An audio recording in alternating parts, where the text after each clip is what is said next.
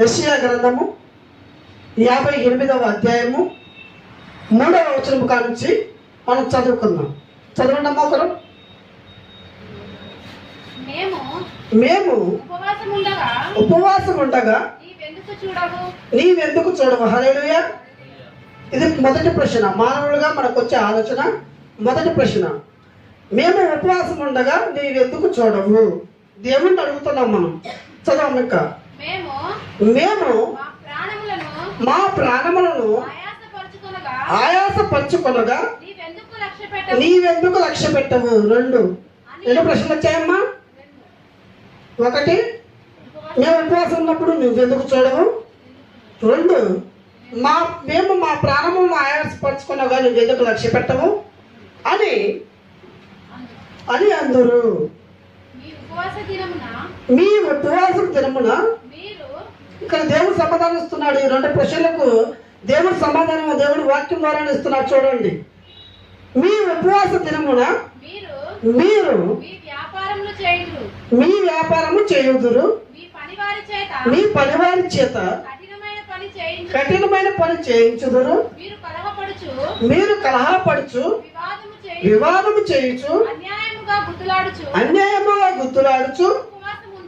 హల్లెలూయా. ఎలా ఉంటామంట మనము? దేవుణ్ణి అడుగుతామంటాం మనం. రెండు ప్రశ్నలు వేస్తాం. ప్రభువా, నేను ఉపవాసం ఉందగా నువ్వెందుకు చూడట్లేదు? మా ప్రాణాలని ఆయాసపరచుకొని తిండి లేకుండా నీళ్లు లేకుండా సొమ్మసిల్లిపోయి నీరసంగా దీనంగా నీ సన్నిధిలో గోసాడుతున్నప్పుడు నువ్వెందుకు మమ్మల్ని లక్ష్య పెట్టట్లేదు అనే ఆలోచన నీలో వస్తే ఆయన అంటున్నాడు, కరెక్టే, నువ్వు చేస్తున్న పనులు కరెక్టే, నువ్వు నన్ను క్వశ్చన్ వేయటము సమంజసమే. కానీ నా సమాధానం ఏమిటో ఏనండి, మీరు ఎలా ఉంటున్నారు ఉపవాసము, మీరు ఎలా మీ ప్రాణములను ఆయాసపరచుకుంటున్నారని దేవుడు సమాధానం ఇస్తున్నాడు. మీ ఉపవాసం దినమున మీరు వ్యాపారం చేయకుండా మానివేస్తారా? మీరు చేస్తున్న పనులు మీరు చేయకోకుండా మానివేస్తారా ఉపవాసం ఉంటున్నామని? అన్ని పనులు చేస్తాం. ఈరోజు నేను దేవుడి సన్నిధిలో ఉపవాసం ఉంటున్నాను, దేవుడికి నేను ఆత్మతోను సత్యముతోను దేవుని ప్రార్థన చేయాలి, నేను ఈ లోకానుసారమైన పని ఏది చేయకూడదని మీరు అలాగే ఉంటారా? అలా ఉండవు కదా. మనం పొద్దున్న లేస్తాం, మనం రోజు చేసే పనులు చేసుకుంటాం, వాళ్ళతో జగడాలు ఆడతాం, వీళ్ళతో జగడాలు ఆడతాం, లేనిపోయిన మాటలు వాళ్ళ మీద వీళ్ళ మీద వాళ్ళకి భర్తను తిడతాం, భార్యను తిడతాం, పిల్లలను తిడతాం, వాళ్ళ మీద కోపగించుకుంటాం. రోజు నీ దినచర్య ఎలా ఉంటుందో అలాగే ఈ ఉపవాస దినం రోజు కూడా నీ దినచర్య అలాగే ఉంటుంది. కానీ ఈరోజు నేను దేవుడి కోసం ఉపవాసంతో ఉంటున్నాను, నేను ఈరోజు నా ప్రాణమును ప్రయాసంగా దేవుడికి నేను అర్పించాలనుకుంటున్నాను అని ఎవరన్నా పరిశుద్ధంగా ఉండడానికి ఆలోచిస్తున్నారా? ఒకసారి ఆలోచించుకోండి మీరే. ఈరోజు మీరు ఉపవాసం ఎలా ఉంటున్నారు? ఇప్పుడు ఒక దేవుడి సన్నిధిలో మీరు ఉన్నారు, ఎలా ఉన్నారు ఉపవాసం? ఒకసారి ఆలోచించుకోండి. ఉదయకాలం లేచిన కానించి ఇప్పటి వరకు మీరు ఎవరిని దూషించలేదా?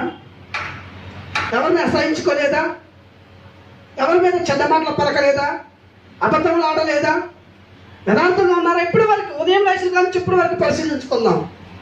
అంటే మనము మన స్వభావాన్ని మనం అయితే విడిచిపెట్టం. కానీ మన స్వభావం ఎలాగున్నా, మనం ఎలాగ ప్రార్థన చేసినా దేవుడు ఆలకించాలి.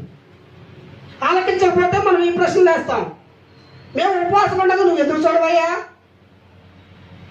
నేను వారం దేవుడి సన్నిధికి వెళ్తున్నాను, వారం ఉపవాసం ఉంటున్నాను, అయినా దేవుడు నా ప్రార్థన ఆలకించట్లేదు, నా మొర ఆలకించటం లేదు, దేవుడికి నేను కనపడట్లేదు, దేవుడికి నేను ఇంటే లెక్కే లేదు, దేవుడికి నేను ఎందుకు ఇంకా చిన్నచూడుగా కనపడుతున్నాను, వాళ్ళని చూడు వాళ్ళు ఎలా బాగుపడుతున్నారు, వాళ్ళు చూడు ఎలా ఉన్నారు దేవుడి సన్నిధి అని ఒకరి గురించి ఆలోచిస్తున్నావు. కానీ ఏ రోజన్నా నేను ఇంతగా విరిగి నలిగిన హృదయంతో దేవుని ప్రార్థన చేస్తున్నానని నేను అనుకుంటున్నాను, నిజంగా నా ఉపవాసం దేవుడికి ఇష్టమైనదేనా? నేను చేస్తున్న ఉపవాసము దేవుడు అంగీకరించేదేనా అని మనం ఆలోచించుకున్నట్లయితే ఆయన అంటున్నాడు. చూడండి 5వ వచనం 4వ వచనం కంటిన్యూషన్ చదవమ్మ. మీరు కలహపడుచు వివాదము చేయుచు అన్యాయముగా గుద్దులాడుతూ ఉపవాసం ముందురు, మీ కంఠధ్వని పరమున వినబడినట్లుగా మీరిప్పుడు ఉపవాసం ఉండరు. ఉపవాసం ఉండరు. హల్లెలూయా. నువ్వు అనుకుంటున్నట్లు నిజమైన ఉపవాసం మీరు ఎప్పుడు ఉంటారంటే ఇప్పుడు ఉండరు. మీరు ఇప్పుడు ఎందుకు ఉండలేకపోతున్నారంటే మీలో కలహపడే స్వభావం ఉంది, వివాదాలకు చెవియొగ్గ మనస్తత్వం ఉంది, మీకు అన్యాయంగా గుర్తువచ్చున్నారు భార్యాభర్తలు. కానీ మీ కుటుంబంలో భార్యాభర్తల మధ్య సంబంధం లేదు, ప్రేమ లేదు. ఈరోజు ఉపవాసం ఉంటున్నా, నీవు నీ భర్తను ప్రేమిస్తున్నావా? నీ ఇంట్లో ఉన్న పిల్లలను ఆదరిస్తున్నావా?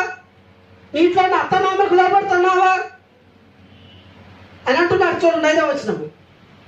అట్టి ఉపవాసం నాకు అనుకూలమా? మనుషుడు మీ ఇష్టానుసారంగా వండుకుంటూ మీ స్వభావానికి నచ్చినట్టు మీ ఆలోచనకు వచ్చినట్లు మీ స్వభావాన్ని విడిచిపెట్టుకోకుండా మీకు ఏ ఆలోచన అయితే వస్తుందో ఆలోచన ప్రకారము మీ కుటుంబాలలో జీవిస్తూ నేను ఈరోజు దేవుడి సన్నిధిలో ఉపవాసం ఉంటున్నానని చెప్పుకుంటున్నారు. అట్టి ఉపవాసం నాకు అవసరమా? అది నాకు అనుకూలమైందని మీరు అనుకుంటున్నారా? అది నాకు ఎలా అనుకూలం అవుతుంది? నిజంగా నాకు అనుకూలమైన ఉపవాసం ఏదో ఆయన దేవుడు ఇప్పుడే చెబుతున్నారు. చూడండి, ఒకడు జమ్ము వారి తల వంచుకొని గోనె పట్ట కట్టుకొని బూడిద పూచుకొని కూర్చుంటే ఉపవాసమా? మీరు అనుకుంటున్నారా ఉపవాసం అంటే ఇదే అని? ఒకడు జమ్ము వలె తల వంచుకొని అంటే నేను ఈరోజు ఉపవాసం ఉన్నాను కాబట్టి నా ముఖం ఎవరు చూడకూడదు, నేను ఒకరి ముఖం చూడకూడదు అని జమ్ము ఎలా తల వంచుకొని ఉంటుందో అలా ఉంటే అది ఉపవాసమా? లేకపోతే గోనె పట్ట కట్టుకొని బూడిద పరుచుకొని కూర్చుంటే ఉపవాసమా? లేదు లేదు, అట్టి ఉపవాసము నాకు అనుకూలము కాదంటున్నాడు దేవుడు. చూడండి, ఇంకా అట్టి ఉపవాసము యెహోవాకు ప్రీతికరమని మీరు అనుకుంటురా? ఇక్కడ దేవుడు కూడా ప్రశ్నిస్తున్నాడు. మరలా మీరు అలాంటి ఉపవాసము దేవుడికి అనుకూలమైందని మీరు అనుకుంటున్నారా? ఒకవేళ మీరు అలా అనుకుంటున్నట్లయితే మీరు ఇంకా భ్రమపడుతున్నట్టే అర్థము. కానీ దేవుడికి ఇష్టమైన ఉపవాసం ఏమిటో ఆయన మాటలను చూద్దాం. దుర్మార్గులు కట్టిన కట్లను విప్పుటయు కాడిమాను మేకు తీయుటకు బాధింపబడిన వారిని విడిపించుటయు ప్రతి కాడిని విరగొట్టుటయు నేను ఏర్పరచుకొనిన ఉపవాసము కదా. హల్లెలూయా. నిజంగా నువ్వు దేవుడికి ఇష్టమైన ఉపవాసంలో ఉంటే అతి ఉపవాసం ద్వారా ఏమేమి జరుగుతుందంటే దేవుడు అంటున్నాడు, దుర్మార్గం కట్టిన కట్లు విడిపించబడాలి, విప్పబడాలి. అదేవిధంగా కాడిమాను మేకులు తీయబడాలి. ఇంకా బంధింపబడిన వారిని విడిపించుటయు ప్రతి కాడిని విరగొట్టుటయు. ఇంత శక్తివంతంగా నువ్వు ఉపవాసం ఉండాలి, ఇంత యథార్థంగా ఉపవాసం ఉండాలి. నువ్వు ఉపవాసం ఉంటే ఈ కార్యాలు నీ జీవితంలో జరగాలి. ఒకవేళ నీ జీవితంలో, నీ కుటుంబంలో, నీ జీవిత కాలంలో ఇప్పటి వరకు ఎవరైనా దుర్మార్గులు, ఈ లోకానుసారమైన దుర్మార్గులు ఒకవేళ ఏమైనా కట్టులతో నిన్ను బంధించి ఉంటే నీ ఉపవాసం ద్వారా ఆ కట్లు తెంచబడాలి. హల్లెలూయా. అలా ఉంటున్నామని ఉపవాసము. లేకపోతే ఇంకా కాడిమాను మేకులు తీయుటకు. కాడిమాను మేకులు అంటే ఒక దున్నపోతుంది అనుకోండి, ఎద్దులు ఉంటాయి, పొలంలో ఉంటాయి, పోయేటప్పుడు కాడి వేస్తే ఒక మేక ఇట్లా బెరడ కట్టి ఇక్కడ మేక తెగేస్తారు, తెలుసు కదండి వ్యవసాయం చేసే వాళ్ళకి. అంటే నీ మీద భారముగా ఉన్న సమస్య నుంచి నీకు విడుదల రావాలి. నువ్వు ఉపవాసం చేస్తున్నప్పుడు ఈ విధమైన స్వభావం నీళ్ళకు రావాలి, నీ మీద ఉన్న భారం తొలగించబడాలి. అదేవిధంగా బంధింపబడిన వారిని విడిపించుటకు. ఎవరైనా బంధింపబడి ఉంటే, సాతాను బంధకాలలో, లోక ఆశలలో బంధించబడి ఉంటే వారి బంధకాలు విడిపించులాగా నీ ఉపవాసం ఉండాలి. ఇంకా ఏమంటున్నాడు, ప్రతి కాడిని విరగొట్టుటయు. ఏ విధమైన కాడి అంటే బరువు, భారము, శ్రమ నీ మీద ఏదైతే ఉన్నదో అది విరగొట్టబడాలి, అది తొలగించబడాలి, అది సంపూర్ణంగా తీసివేయబడాలి. ఇదే కదా నేను ఏర్పరచుకున్న ఉపవాసము. ఇలా ఉంటేనే కదా ఇలాంటి సమస్యల నుంచి మీకు విడుదల కలగాలంటే మీరు ఎలాగ ఉండాలంటే ఉపవాసము అని చెప్తున్నాను. చూడండి, నేను ఏర్పరచుకున్న ఉపవాసము కదా, నీ ఆహారమును ఆకలి కొనిన వారికి పెట్టటయు, నీ రక్త సంబంధికి ముఖము తిప్పుకొని ఉండు, దిక్కుమాలిన బీదలను చేర్చుకుంటాయు నీ ఇంట చేర్చుకున్నట్టు వస్త్రహీనుడు నీకు కనబడినప్పుడు వానికి వస్త్రములు ఇచ్చుటయు ఇదియే కదా నాకు ఇష్టమైన ఉపవాసము. హల్లెలూయా, హల్లెలూయా. దేవుని ప్రజలారా, ఇప్పుడు దేవుడు చెప్పిన ఈ 4 సందర్భాలు ఉన్నాయి చూడండి. 1, నీ ఆహారం ఆకలి కొనిన వారికి పెట్టాలి. నీ రక్త సంబంధులకు ముఖం తిప్పకూడదు. దిక్కుమాలిన భేదలను ఇటు చేర్చుకోవాలి. వస్త్రహీనుడు కనపడినప్పుడు వారికి వస్త్రం వేయాలి. ఈ 4 కార్యాలు మీ జీవితంలో చేస్తున్నారా? ఇందాక మీరు అడిగిన ప్రశ్నకు సమాధానం ఇదే. అయ్యా, మేము ఉపవాసం ఉన్నప్పుడు నువ్వెందుకు మమ్మల్ని చూడట్లేదు, మా ప్రాణమును ఆయాసపరచుకోలేక నువ్వు ఎందుకు లక్ష్య పెట్టట్లేదంటే, ఇదిగో మీరు చేస్తున్న ఉపవాసము దేవుడికి ఇష్టమైనది కాదు, దేవుడు అంగీకరించే ఉపవాసం కాదు, దేవుడు మెచ్చుకునే ఉపవాసం కాదు. ఆ ఉపవాసం ద్వారా నీకు ప్రయోజనం లేదు, దేవుని నామానికి ఘనత లేదు. అంటే మీరు చేయవలసిన ఉపవాసం ఏమిటనేది దేవుడు స్పష్టంగా చెప్తున్నాడు. చూడండి, మరలా చెప్తున్నాడు. ఆ 4 అంశాలే.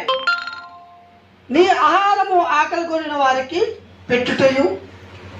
ఎప్పుడన్నా నీ వండుకున్న ఆహారము నీ ఇంటి ముందుకు వచ్చి ఎవరైనా ఆకలితో ఉండి, అమ్మ కొంచెం ఆకలి వేస్తుంది, అన్నము పెట్టండి అని ఎవరైనా నేను అడిగినప్పుడు మనస్ఫూర్తిగా అయ్యో ఆకలితో ఉన్నారు వాళ్ళు, ఒక పూట అన్నం లేకపోతే వారి పరిస్థితి ఎలా ఉంటుందో ఆ అనుభవం నీకు ఉందా? ఆ ఆలోచన ఉందా? ఏదన్నా సమయంలో మన ఊరు వెళ్ళినప్పుడు అనుకోని పరిస్థితులు అక్కడ తినడానికి ఏం దొరకకపోతే ఆ ఒక పూట అన్నం లేకపోతే మనం ఎంతగా తాపత్రయపడతాం, ఎలా అల్లాడిపోతాం, మన హృదయం ఎలా ఉంటుంది కదా. ప్రాణం అంతా అతలకుతం అవుతుంది. ఎట్లుంటుంది? ఒంట్లో కళ్ళు తిరుగుతున్నట్టుగా, వాంటింగ్స్ వస్తున్నట్టుగా, ఎంతో బాధ అనిపిస్తుంది. చూడండి, ఒక పూట మీరు భోజనం బడ్జెట్ చూడండి, ఒక పూట భోజనాన్ని బడ్జెట్ చూడండి మీకు ఎలా ఉంటుందో. ఎవరైనా నీ ఇంటికి వచ్చి అమ్మ ఆకలితో ఉన్నామన్నప్పుడు వారి బాధను మీరు అర్థం చేసుకుంటున్నారా? వారి ఆకలిని మీరు గ్రహిస్తున్నారా? లేదే. ఇంకా ఏమంటున్నాడు? రెండవది, నీ రక్త సంబంధికి మగం తప్పించకుండాటియు. ఎవరైనా నీ రక్త సంబంధులు, ఆత్మీయులు వారి కష్టాల్లో ఉన్నప్పుడు, బాధల్లో ఉన్నప్పుడు వారికి ఎదుకు వచ్చి, అమ్మ నీకు కొంచెం ఇబ్బందిలో ఉన్నాం, కొంచెం కష్టాల్లో ఉన్నాం, శోధనలో ఉన్నాం, ఈరోజు మా ఇంట్లో రోజు గడవని పరిస్థితి, మాకు కొంచెం సహాయం చేయండి అని మిమ్మల్ని సహాయం అడిగినప్పుడు మీరు చేయగలిగిన శక్తి కలిగిన వారై చేసే అవకాశం మీకు ఉన్నప్పటికీ, చేసే ఉద్దేశం మీ హృదయంలో లేకోకుండా వారి నుంచి చూద్దాంలే, మా ఇంట్లో ఏమున్నాయి, మాకే లేవు, మేమే వాళ్ళని అనుకొచ్చుకున్నాం, లేకపోతే వీళ్ళ అనుకొచ్చుకున్నాం, మా దగ్గర ఇప్పుడు ఎక్కడి అని ముఖం తిప్పేసే ఆ స్వభావం మీలో లేదా? ఒకసారి ఆలోచించుకోండి. నిజంగా దేవుడు ఈ మాటలు ఎందుకు చెప్తున్నారంటే, మీరు ఉంటున్న ఉపవాసం ఎలాంటిది, అది మీకు నేను ఉపవాసం ఉంటున్నానని గర్వంగా ఉప్పొంగిపోయి ఈ లోకానుసారంగా నలుగురు చూడటానికి ఉండే ఉపవాసమా, లేకపోతే దేవుని హృదయాన్ని కదిలించే ఉపవాసమా, దేవుని హృదయాన్ని మన వైపు తిప్పే ఉపవాసమా? మన యొక్క ఆలోచన, మన యొక్క కోరికను, మన యొక్క తలంపులను దేవుడు నెరవేర్చాలంటే ఆయన ఏమంటున్నాడు? నా యందు మీరును మీ యందు నా మాటలో నిలిచిన ఎడల మీరు ఏది అడిగితే అది అనుగ్రహించబడుతుంది. ఈ భూలోకంలో మిమ్మల్ని తలగా ఉంచుతారు తప్ప తోకగా ఉంచుని అంటున్నాడు. ఎప్పుడు? మనం ఆయన యందు, ఆయన మాటలు మన యందు ఉన్నప్పుడు. మరి ఆయన మాటలు మన యందు ఉండాలంటే ఉపవాసం కూడా ఆయన చెప్పినట్టు చేయాలి కదా. ఇంకా ఏమంటున్నాడు? దిక్కుమాలిన పేదలను నీ ఇంట చేర్చుకున్నట్టు. ఎవరన్నా తల్లిదండ్రులు లేనివారు, అనాథలైన వారు, కొడుకులు కూతురు లేక వృద్ధాప్యమందు ఉండి రోడ్ల మనకు తిరుగుతూ జీవిస్తున్న వారిని ఏ రోజన్నా వర్షం వస్తున్నప్పుడు కానీ, బాగా ఎండ కొడుతున్నప్పుడు కానీ, బాగా చలికాలం శీతాకాలంలో చలి వేస్తున్నప్పుడు కానీ వారిని ఇంటి ముందుకుంటూ వెళ్తూ అరే ఇక్కడ చెట్టు ఉంది కదా అని నీడ నిలిచినప్పుడు, లేకపోతే వర్షం వస్తున్నప్పుడు అరే ఇక్కడ తడవట్లేదు కదా అని నిలబడ్డప్పుడు, చలి వేస్తున్నప్పుడు వారిని పంచుకొచ్చినప్పుడు వారిని ఆదరించావా?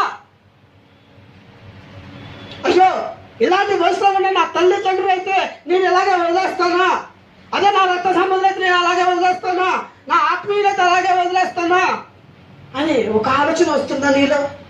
వారిని నీ ఇంట్లో చేర్చుకుంటున్నావు. అమ్మ బయట వర్షం వస్తుంది, లోనకి రండి, కొంచెంసేపు కూర్చోండి, వర్షం తగ్గినాక వెనుకనే స్వభావం నీలో ఉందా? లేదు. బాగా చలిగా ఉన్నప్పుడు నీ ఇంట్లో నుంచి ఏదైనా ఒక పాత చెద్దరో లేకపోతే ఒక స్వెటర్ ఇచ్చి పంపించే అలవాటు ఉందా నీకు? లేదే. ఏ కాడికి మన స్వార్థమే, మన ఆలోచన మనము, నేను మంచుకుంటే బాగా, నా పిల్లలు మంచుకుంటే బాగా, నా భర్త మంచుకుంటే బాగా, చాలేగా. కొత్త సంబంధులతో పని లేదు, ఆత్మీయులతో పని లేదు, అత్తమామతో పని లేదు, తల్లిదండ్రులతో పని లేదు, అన్నదమ్ములతో పని లేదు. మరి ఇన్ని స్వార్థాలు నీలో పెట్టుకొని ప్రభువా నేను ఉపవాసం ఉంటున్నప్పుడు నా ఉపవాసం నువ్వు ఎందుకు అంగీకరించలేదు, నా ప్రార్థన నువ్వు ఎందుకు వినట్లేదంటే ఎలాగిట్టాడు? ఒక వ్యక్తిని కత్తి తీసుకొని చంపడమే నరహత్య కాదండి. నీకు సహాయం చేయగలిగిన స్తోమతుండి చేయకపోవడం కూడా నరహత్యే, పాపమే అది. నీకు శక్తి ఇచ్చాడు దేవుడు, సామర్థ్యతలు ఇచ్చాడు, అనుకూలతలు ఇచ్చాడు, నీకు కలిగిన ఇచ్చాడు. నీకు ఎన్నాడు నువ్వు దేనికి లోటులో లేవు. అన్ని దేవుడు నీకు సమానంగా సమకూర్చినప్పుడు దేవుడు ఇచ్చిన దాంట్లో నుంచి దేవుడు బిడ్డ అయినా ఆయన మనిషే కదా, నువ్వు మనిషివే కదా. ఒక మనిషిని ఇంకొక మనిషి మానవత్వంతో ప్రేమించలేడా? మానవత్వంతో అంగీకరించాడా?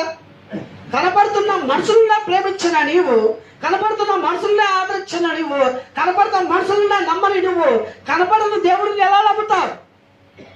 ఆయన అలాంటి ప్రార్థన ఆలకిస్తాడు.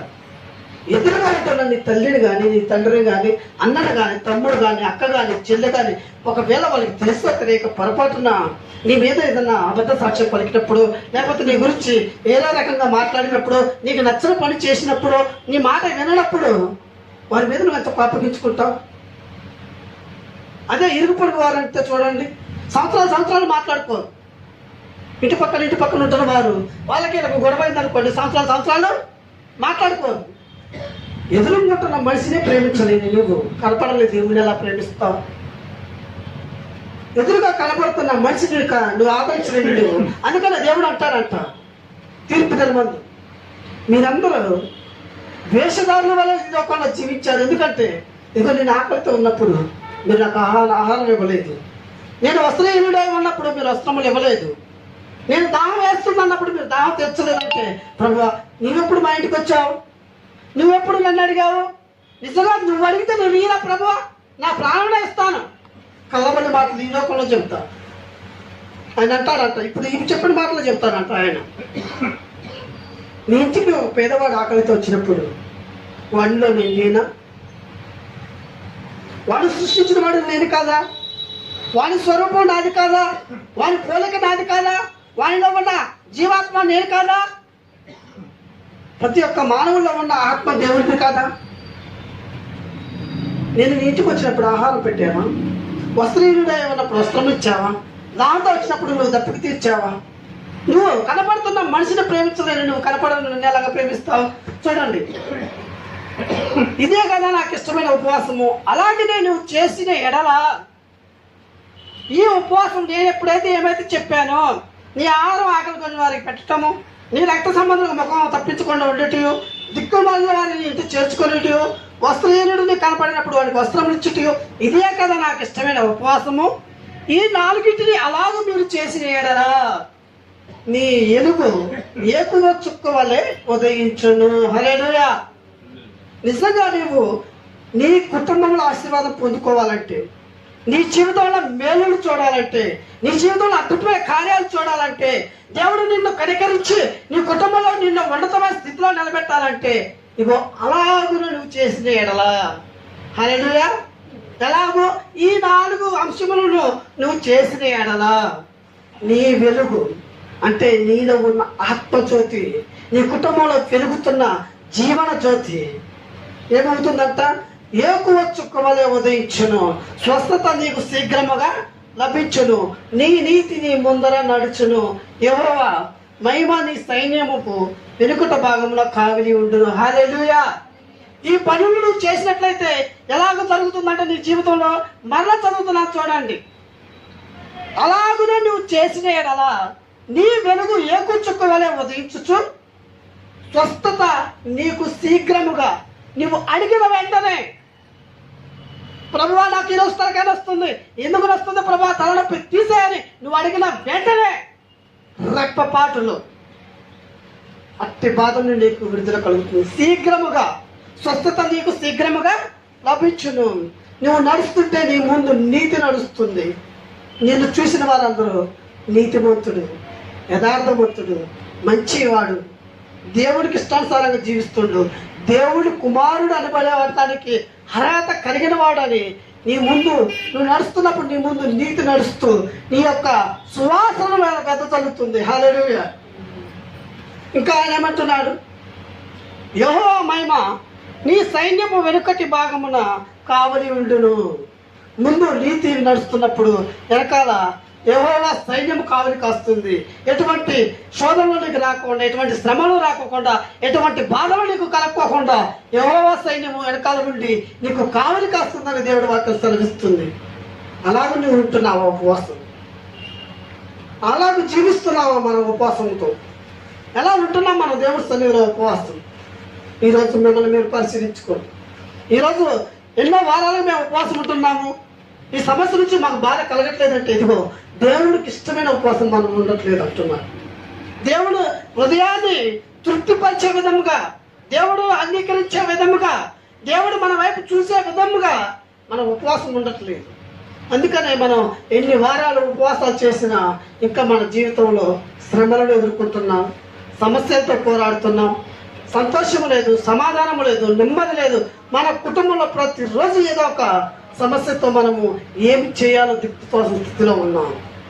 అలా ఉండకూడదని నిజంగా మీరు ఉపవాసం ఉండాలనుకుంటే దేవుడు అంగీకరించే ఉపవాసం, దేవుడు మెచ్చుకొనదగిన ఉపవాసము, దేవుడు నీ ఉపవాసమును చూసి నీ జీవితంలో అద్భుతాలు చేసే విధంగా ఉండాలని, ఆశ్చర్య కార్యాలు నీ కుటుంబంలో జరగాలని నిజంగా మీరు ఆశపడినట్లయితే ఇటు ఉపవాసం చేసి దేవుణ్ణి సంతోషపరచండి. మీ కుటుంబాన్ని అభివృద్ధి పరచుకోండి. మీ కుటుంబాన్ని దినదినము దేవునిలో అంటుకట్టబడుతూ దేవుని వాక్యానుసారంగా జీవిస్తూ దేవుని యొక్క దీవెనలు మీ కుటుంబంలో పొందుకొని దేవుడు రాకడ సమయంలో మీ కుటుంబం అంతా నిత్య జీవములో ఒకరిని ఒకరు చూస్తూ సంతోషిస్తూ. ఎందుకు చెప్తున్నానంటే ఒకరిని ఒకరు చూస్తూ అంటే మన పరిశుద్ధ గ్రంథంలో ధనవంతుడు లాజరు కథ మీ అందరికీ తెలుసు. ఒకరోజు ఈరోజు మన లోకంలో జీవిస్తున్నప్పుడు మన కొరకే మనం ప్రార్థన చేసుకుంటూ మన స్వార్థం కొరకే మనం జీవిస్తున్నట్లయితే ధనవంతుడు ఏ స్థితిలో ఉన్నాడు ఆ స్థితిలో ఉంటాము. నిజంగా ఈ లోకంలో ఉన్న వారందరూ నా స్నేహితులే, నా ఆత్మీయులే, నా రక్త సంబంధులే, నా అక్క చెల్లెలే, నా అన్న తమ్ముళ్ళే, నా తల్లిదండ్రులే అని మీరు భావించినట్లయితే లాజరు వలె అబ్రాహామును అనుకుంటావేమో. నువ్వు చేస్తున్న ప్రతి క్రియను బట్టి, నువ్వు చేస్తున్న ప్రతి ఆలోచన బట్టి దేవుడు నీకు తీర్పు తీస్తానని ముందుగానే హెచ్చరించాడు. వాడి క్రియల చొప్పున వాడి ప్రతిఫలన పొందును. హల్లెలూయా. అందుకని ప్రియమైన దేవుని ప్రజలారా, నీ క్రియలు ఎలాగ ఉండాలంటే దేవుడు అంగీకరించేవిగా ఉండాలి. నీ క్రియలు ఎలాగ ఉండాలంటే దేవుడు హృదయాన్ని కదిలించేవిగా ఉండాలి. నీ క్రియలు ఎలాగ ఉండాలంటే నీ కుటుంబానికి ఆశీర్వాదంగా ఉండాలి. నీ క్రియలు ఎలాగ ఉండాలంటే నీ కుటుంబం అభివృద్ధి కొరకు అవి సహాయపడేవిగా ఉండాలని ప్రభునామంలో మీరు కోరుకుంటున్నాను. అప్పుడు ఈ విధంగా మీరు చేసి అప్పుడు ఆయన అడగండి, ప్రభువా నేను ఉపవాసం ఉండగా నువ్వు నా ఉపవాసం ఎందుకు అంగీకరించడం లేదు? నా ప్రాణములు నేను తెప్పరేలు చేసుకుంటుండగా నువ్వు నా వైపు ఎందుకు చూడట్లేదని అప్పుడు మీరు ప్రశ్నించినట్లయితే ఆయన సమాధానం మీకు శీఘ్రముగా పంపిస్తాను అంటున్నాడు. ఈ విధంగా మీరందరూ దేవుని సన్నిధిలో దేవునికి ఇష్టమైన ఉపవాసం చేస్తూ యథార్థంగా జీవిస్తూ నీతిమంతులుగాను పరిశుద్ధులుగాను జీవించాలని ప్రభునామంలో మీ అందరూ కోరుకుంటున్నాను. తలలో వచ్చినట్టయితే ప్రార్థన చేసుకుందాం. పరిశుద్ధ ప్రేమ స్థిరపోయిన తండ్రి, ఈ పరిశుద్ధమైన పాదాలకు స్తోత్రాలు ప్రభు. ఇదిగో తండ్రి నాయన, ఇంతకాలం నాయన మా జీవితంలో మేము చేసిన ఉపవాస దినములు నాయన ఎలా ఉండాలో మాకు తెలియక అజ్ఞానంతో అనాలోచనతోను ఈ లోకంలో నాయన అనేక మందిని మాదిరికరముగాను ఉపవాసం ఉంటూ ఇంతకాలం మేము జీవించే ఉన్నావేమో. అందుకనే ప్రభువా మా శ్రమల నుంచి, శోధన నుంచి, కష్టాల నుంచి, ఇబ్బందుల నుంచి మాకు నెమ్మది కలగలేదేమో ప్రభువా. ఈరోజు నువ్వు మాతో మాట్లాడిన విధానం బట్టి నీ స్తోత్రాలు తండ్రి. ఇదిగో ప్రభు నీకు ఇష్టమైన ఉపవాసం చేస్తూ మీరు నాయన నువ్వు ఏ విధంగా ఉపవాసం చేయమన్నావు అటు ఉపవాసం చేయుటకు నాకు మనసును దయచేయండి. ఆ విధంగా మేము జీవించుటకు నాయన మా హృదయంలో ఒక ఆలోచన పుట్టించండి. ఆ ఆలోచన ద్వారా ప్రభువా మా జీవితాలు మార్చబడాలి, మా కుటుంబాలు మార్చబడాలి. ఈ లోకంలో అనేక మంది ప్రభువా నీ బిడ్డలు కానీ నీ కుమారులు కానీ జీవించుటకు నాయన మేమే ఒక మాదిరికరంగా జీవితము గాను, మా కుటుంబంలో ఒక మాదిరికరము గాను, మా జీవితమే నాయన వారికి ఒక సాక్ష్యముగాను ఉండుటకు నాయన సహాయం దయచేయండి. ఇది మొదలుకొని ప్రభువా నువ్వేమైతే బోధించి ఉన్నావు, ఎలాగో నువ్వు సన్నిధిలో ఉపవాసం ఉండవన్నా ఉన్నావు, ఏది నీకు ఇష్టమైన ఉపవాసమో తెలియపరిచిన విధానం బట్టి నీకు స్తోత్రాలు తండ్రి. అటు ఉపవాసం చేసే కృపను మాకు దయచేయండి. అటు ఉపవాసం ద్వారా నాయన మా జీవితంలో నాయన అద్భుతమైన కార్యములను ఆశ్చర్యమైన కార్యములను చూసే కుటుంబాలు కానీ మా బ్రతుకులను మార్చమని, మా కుటుంబాలను మార్చమని, మా స్థితిగతులను మార్చమని ప్రభువా ఇది మొదలుకొని